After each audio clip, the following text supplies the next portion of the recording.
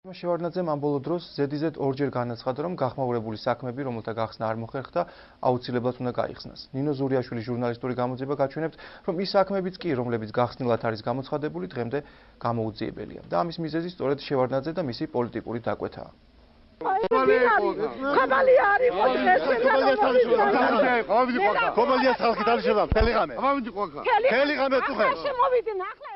ორი წელი სრულდებოდა, რაც შევარდნაძე სახელმწიფოს მეთაური იყო.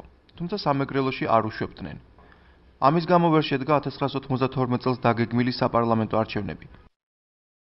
93 წლის 7 ნოემბერს შევარდნაძე პირველად შევიდა ზუგდიდში. ჩვენი იურისდიქცია არ მუშაობდა იქა.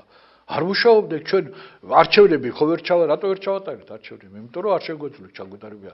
იქ ვინც იყო, იტყვეთ იყვნენ იმასა და იქ შინაგან საქმეთა მინისტრი იტყვეთ ყავდათ აყვანილი, არ გახსოვთ კაცო?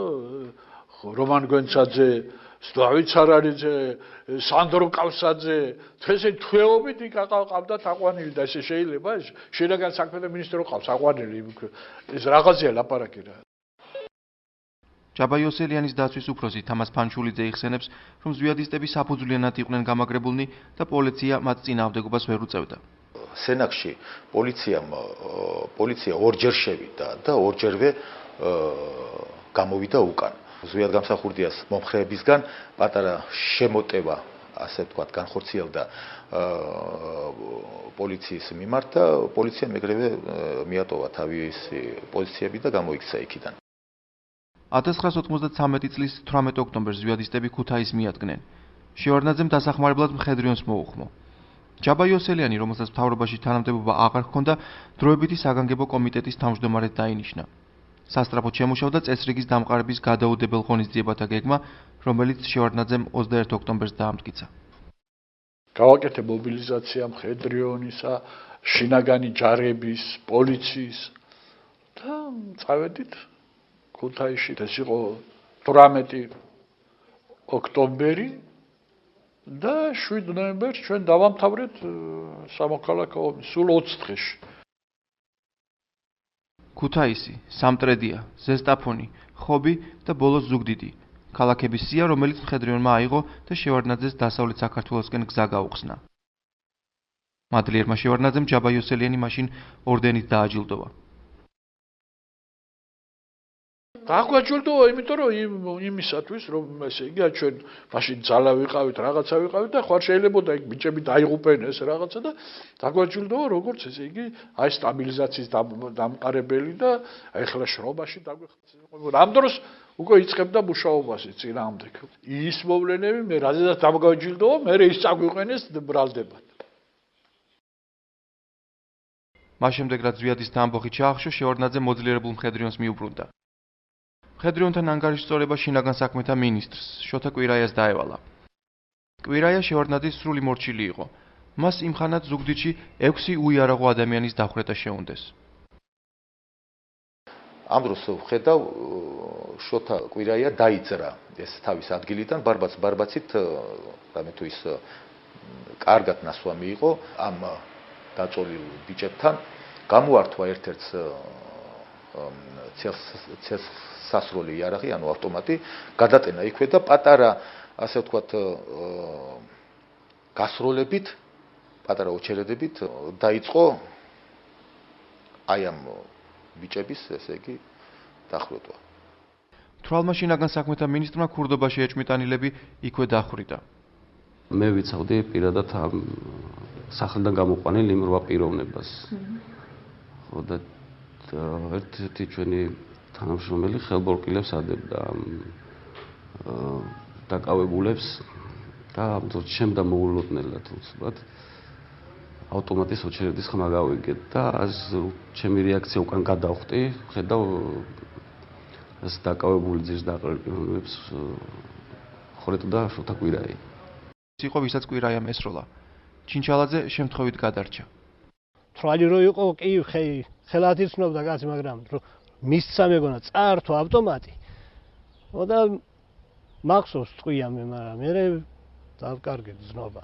ბავშვის ხმაც მახსოვს, არასრულწლოვანდელი ბავშვი რო ეხვეწებოდა ბიძია ნუ მომკლავო, ის ჩემზე წინ მოკლა. კივილი მაგისაც მახსოვს. და მე წყვია რომ მომხდა მე არაფერი არ მახსოვს. მარჯვენა მხარე ღვიძლი, ნაწყვიარია. დაცხირილი ვარ მარჯვენა მხარეს და მოცელდა. ტყვიას გადარჩენილი თამაზ ჩინჩალაძე კიდევ 4 წელი უნდა იყოს ციხეში. 93-ში დამკვირდა და 96-ში უკვე დავდივარ იგი და ბაღდა კვირაიამ ისე შემომაგდო აქეთ. რადო გადარჩაო. შევარდნაძემ, რომელიც დახვრეტის ადგილიდან 100 მეტრში იმყოფებოდა, კვირაიას გენერლობა უბოძა. მოწმეთა ჩვენებებზე პროკურატურაში აღძრული საქმე კი ჩაიფარცხა. დასჯის ნაცვლად შინაგან საქმეთა მინისტრს მხედრიონთან ანგარიშწორება დაეკისრა. აი ზუსტად ეს გააკეთებინეს შოთა კვირაიას. ყველა აბსოლუტურად ვინც ესე იგი ვინც მხედრიონელი იყო და ვინც რაღაცას წარმოადგენდა და ის პატიოსანი იყო თუ დაუშვათ ყაჩაღობდა ერთ ჯამში ყველა მოგვათავსეს და ერთ ჯამში დაგვიშვეს ყველა ციხეებში. აი თქვენ რაზე მოხდით ციხეში? მე მოხდი ჩემ ტაბელურ იარაღზე. ვიღაც მაღალ ჩინოსანს ელაპარაკეს, რომ აი თამაზი მოვიდა ჩვენთან და რა ვქნათ.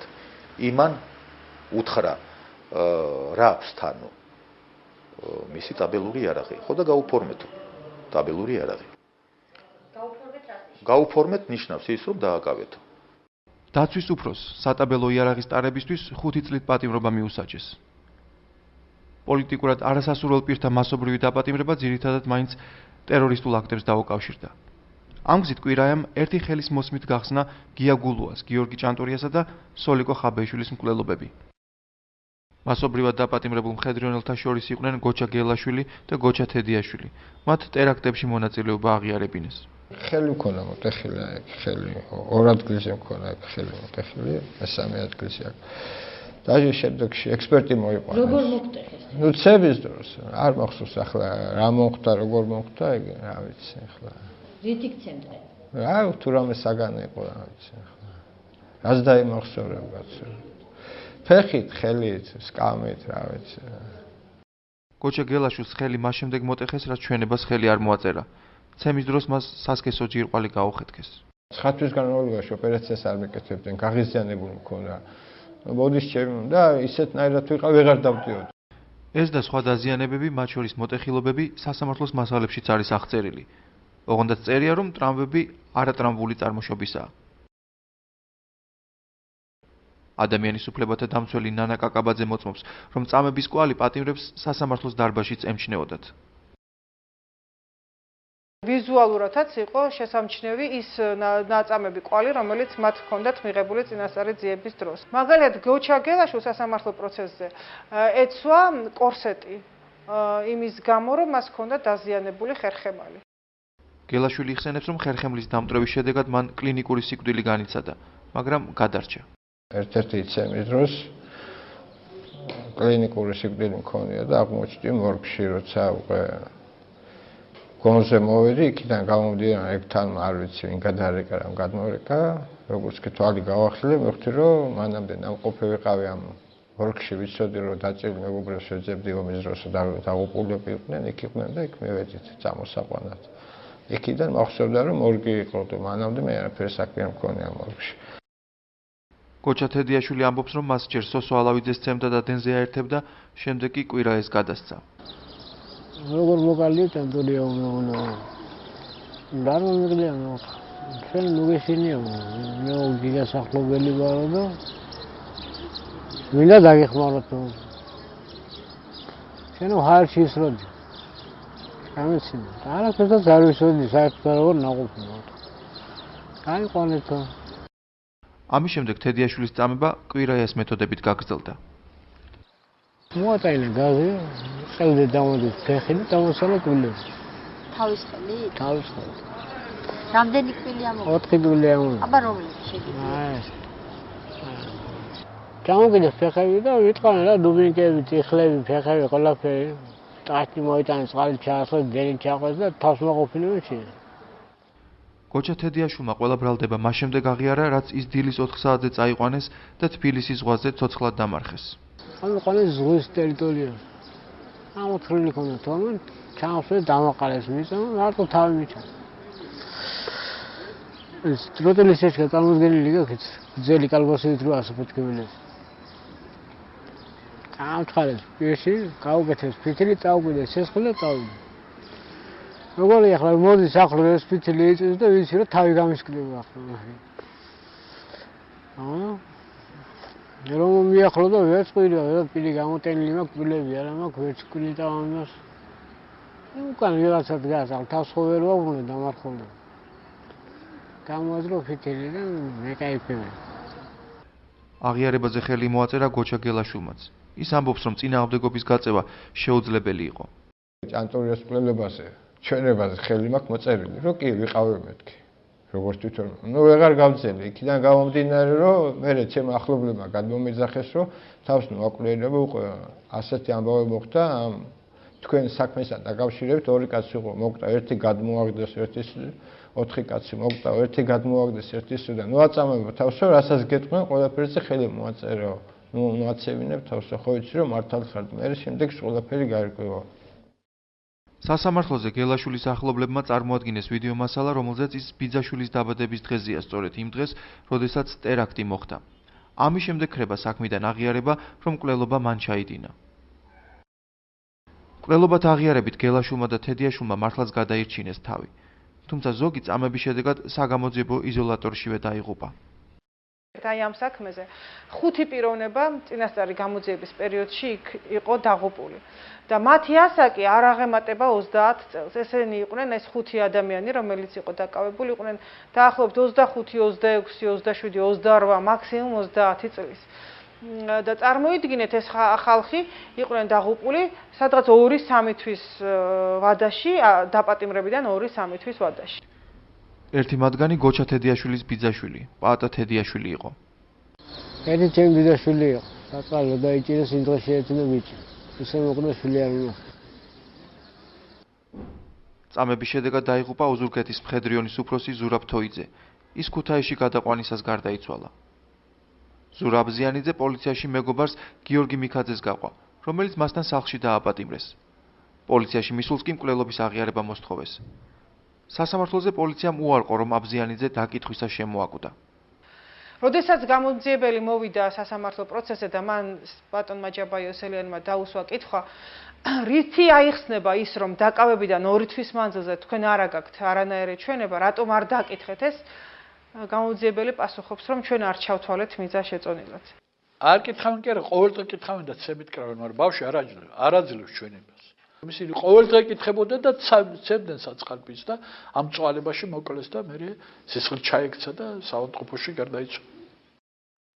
მანამდე გადმოაგდეს რამიშვილი, იმასაც შეაწერეს ეს საქმე და შემოაკვდათ იქ ხელში და ფანჯრიდან გადმოაგდეს და მე გადმოხტაო თვითონ.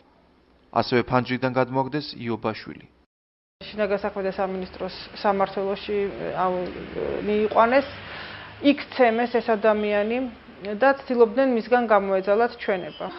ცემის შემდეგ ის გადმოაგდეს ასევე და გარდაიცვალა ფანჯრიდან გადმოგდების შემდეგ. სასამართლომ არაფერი ყურად არ იყო. მაშინაც კი, როდესაც თედიაშვილმა მოსამართლეს ჩამწრეული კბილები აჩვენა, პასუხად მიიღო, რომ ექსპერტიზას არ შეუძლია დადგენა ეს წამების შედეგი იყო თუ არა. ბატონმა ჯაბაიოსელიანმა ესეთი ხუმრობაც კი თქვა ეგ სასამართლო პროცესზე. მე შოთა კვირაია მინისტრი მეგონა და თურმე ეგ სტომატოლოგი ყოფილაო. პატიმართა მასობრივი ტრამვების მიუხედავად მოსამართლე ლეონიძემ განაცხადა, რომ გამოძიება კანონიერად იყო წარმართული. დადგენილია, რომ განსასჯელები წინასწარ გამოძიებაში ჩვენებებს აძლევდნენ თავისუფლად, თავისი ნებითა და ინიციატივით იმ მოცულს, როგორითაც თვითონ თვლიდნენ საჭიროდ კანონსაწინააღმდეგო ზემოქმედების გარეშე.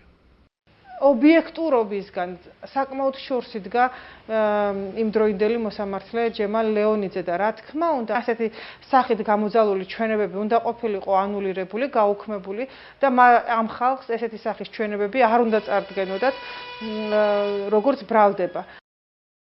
დანაშაულის აღიარების გარდა პატიმრებისაგან თანამონაწილეთა დასახელებასაც ითხოვდნენ. თედიაშვილი და გელაშვილი მოწმობენ, რომ აიძულეს ჩვენება უცნობი ადამიანის წინააღმდეგ მიეცათ. ასე აღმოჩნდა ციხეში თემურ ქურდიანი. გელაშვილი მოწმობს, რომ ქურდიანი მხედრიონელი არ იყო, უბრალოდ საგამოძიებოს უფროსთან, რეზო ფოჩხვასთან ვალის გამო პირადი კონფლიქტი ჰქონდა. თემურ ქურდიანი დაასახელეო რა, მაგან მეთხრა. დაასახელეო და ყველაფერი მე ვთხარ პიროვნებას არ ვიცნობ მეთქ. ისე გაკეთებო ციხეში თუნდაც მოხდები, ისე გავაკეთებო რომ შენ არ არის ნაშენ. მე ვთხარი შენ კი გააკეთებ, მაგრამ ეს პიროვნებას რო დაიჭერე რომ მე რა პასუხი გავცე მეთქ. სხვაგვარად მიუდგნენ თედიაშვილს. ფოჩხვა მოატყუა, ქურდიანი მაინც აფხაზეთშია დაღუპული და ხელი დაადეო. დასარწმუნებლად კი გაზეთში ქურდიანის ძმის ნეკროლოგია ჩვენა. ეგა მკვდარია, მაგალითად უნდა დოფო, მომიტანა გაზეთი და წერია გვალი ქურდიანი. სახელი არ ვიცი, ვიდრე მილაპარაკები. ჩემი თქვენ დამაკითხეს, რომ ისი ქურდიანია რა. რაღა კლავენ, ახლა ცოცხალიდან მკვდარს ჩავწერთ მაგიდედავდი და ეგეთი არაფერი, მკვდარია რა. თემურ ქურდიანი იხსენებს, რომ სანამ მხედრიონელებს გამოსძალავდნენ ჩვენებას, კომპრომატის მოპოვებას გაუნძიებლები მისივე ოჯახში ცდილობდნენ. არ ქონდა და არც ეკნებოდათ, იმიტომ რომ არც არ ვიყავი მონაწილე. ამ დროს 7 ჯერ მირბევენ ოჯახს, ხო? ამ 3 თვის განმავლობაში. მერე მეხუთე თვეს იღებენ თედიაშვილის ჩვენებას, რომ ქურდიანი მონაწილეა, ხო? ამის შემდეგ წყდება დარბევა. ერთ-ერთი ასეთი დარბევისას ქურდიანის დედას ქალბატონ ცისანას ფეხი მოტეხეს. ერთხელ ჩემ ქმარს ხელი კრეს და მოედანი რო გვაქვს წინ ამ სამოთახეს იქ დააგდეს. მოკვდი და აგინებენ თან. და მე უფრო მკაცრი ხალი ვარ, იცით? ეგრე ადვილად არ ვეპოვები. მაგინებდნენ, მაგრამ მე მაინც მედგრად ვიდექი. და ამ დროს ეს ფეხი უკვე თითი გაბუჭებული მქონდა. და მე ხელი რომ კრეს, რო წავიქეცი. ეთყობა დავარტყი ძლიერად. ქალბატონი ცისანა მას შემდეგ დაკოჭლდა და სასამართლოზე ყავარჯინებით უწევდა სიარული. ტრამვას დიაბეტიც ემატებოდა, თუმცა მას არც ერთი სასამართლოს ხდომა არ გაუცდენია. ის იხსენებს, რომ უკვე პროცესზე არც ერთ მოწმესა თუ დაზარალებულს მისი შვილის წინააღმდეგ ჩვენება არ მიუწია. თქვენ შვილთან დაკავშირებით რომელიმე მოწმე თუ იყო, ვინც დავუშვათ ერთმანეთს? ერთი მაინც ვინმეს აი ამ ხელა ეთქვა რაღაცა, კიდე ვიფიქრებდი, რომ აი ვიღაცამ რაღაცა იწოდა, ან გაჟონა, ან რაღაცა ეჭვით შევიდოდი. არავინ, ამაშია მთელი უბედურობა. ამასვე ადასტურებს გოჩა თედიაშვილიც. ისე გამოვიდა, რომ სასამართლოზე მოიყვანეს სოცხალი ქურდიანი. და თქვენ სასამართლოზე გაიგეთ, რომ ეს ადამიანი სოცხალი ყოფილა? სასამართლოზე გავიგეთ, მარტო მე კი არა, დანარჩენებიც არავინ არ იცნობს. ამის მიუხედავად გაუნძიებელმა გულბად ბესიაშვილმა ქურდიანის წინააღმდეგ 100 გვერდიანი ბრალდება დაწერა, რომელიც წყვილებით არის სავსე. კერძოდ წერია, რომ ერთბაშად 4 ეჭვმიტანილმა მას ხელი დაადო. ჩვენ ყველა მითითებული ჩვენება გადავიკითხეთ, მაგრამ ქურდიანი არსად ნახსენები არ აღმოჩნდა. გაუნძიებელი ბესიაშვილი გენერალურ პროკურატურაში ამის შემდეგ დააწინაურეს. დღეს ის ინტერვიუზე უარს აცხადებს. რო დავათვალიერებ ახლა შემთხვევის ადგილზე გაყვანის ოლქს, იქ საერთოდ არ ასახელებენ ქურდიანს. აი ერთი სიტყვაც არ არის ნათქვამი. ეს ოლქი გაფორდა ჯერ კიდევ წიას არ გამოდივის სტატიაში. ესე იგი ქურდიანმა ისა გელაშვილმა და სხვაებმა რაც ადრე გადასაკეთე ჰქონდა 3 წინადადება მიცემული ქურდიანის მიმართ, ეს უკვე წიას არ გამოდივაში გადათქვა უკვე. გამოდის რომ ბესიაშვილმა იცრუა? იცრუა კი არა, ჩაიდინა სიღალბე კაცო. ვლადიმერ ქირია ქურდიანის ადვოკატია. ის ამბობს, რომ გენერალურმა პროკურატურამ უზენაეს სასამართლოში საქმე 18 ტომად გაგზავნა. თუმცა პროცესზე მე-19 ტომიც გამოჩნდა. მიმართვაში წერია, რომ გეგზავნეს ამ ბრალდების მიმართ 18 ტომად. სასამართლოს რომ მივიდა ეგ საქმე, დაახლოებით 6 თვე იყო გასული. გავიხედე, აღმოჩნდა მე-19 ტომი. შეიძლება ამ მე-19 ტომშია ნად მოთავსებული გაყალბებული მასალები ქურდიანის მიმართ. სასამართლოზე დაიკითხა 190 მოწმე, 8 დაზარალებული და 15 ბრალდებული, რომელთაგან თემურ ქურდიანი არავის დაუსახელებია. სასამართლო პროცესზე ფაქტიურად არც ერთ მოწმეს ხელი არ დაუდია იმაში, რომ ქურდიანი ნამდვილად ვინმე ნახა, ან ვინმე უშუალოდ იცოდა ქურდიანის შესახებ ის, რომ ის იყო რომელიმე ტერაქტში მონაწილე. მიუხედავად ამისა, მას გამოუტანეს 12 წელი და ის დღეს სასჯელს იხდის ავჭალის კოლონიაში. უბედურება იცი რა არის, ამათ ტყუილი მოწმეები მაინც მოუყვანეს. მე ტყუილი მოწმეც ვერ მომიყვანეს რა. ჩემთვისაც მოიყვანეთ იგივე როგორც ამათი ტყუილი მოწმეები, რომლებიც იჭრებოდნენ და რომელსაც პროკურატურა ეხმარებოდა. თემურ ქურდიანის ძმა აფხაზეთში ბრძოლის ველზე დაიღუპა. მამამისი კი ნერვიულობას გადაყვა. ქალბატონი ცისანა ამბობს, რომ შვილის ციხიდან გამოსვლას ალბათ ვერც ის მოესწრება. შოთა კვირაია, რომლის ხელითაც განხორციელდა ეს მასობრივი უკანონობა, რომელსაც ბრალი ედება 6 ადამიანის მკვლელობაში, დღეს კვლავაც ეროვნული უშიშროების საბჭოს წევრია. კვლავაც მთავრობაშია მათი უმეტესობა, ვინც ყოფილი შინაგან საქმეთა მინისტრის მსგავსად თავი გამოიჩინა პრეზიდენტის პოლიტიკური შეკვეთის შესრულებაში. ამ ცოტა ხნის წინ უზენაესმა სასამართლომ გამოსაძიებად დააბრუნა ქურდიანის საქმე, თუმცა გენერალური პროკურატურა უარზეა. გასაგებიცაა, საკუთარ ცოდვებს ხომ არ გამოიძიებს. ასე რომ სამართალდამცავი სისტემა კვლავაც გამართული და მორიგი დაკვეთის სრულ მზადყოფნაშია.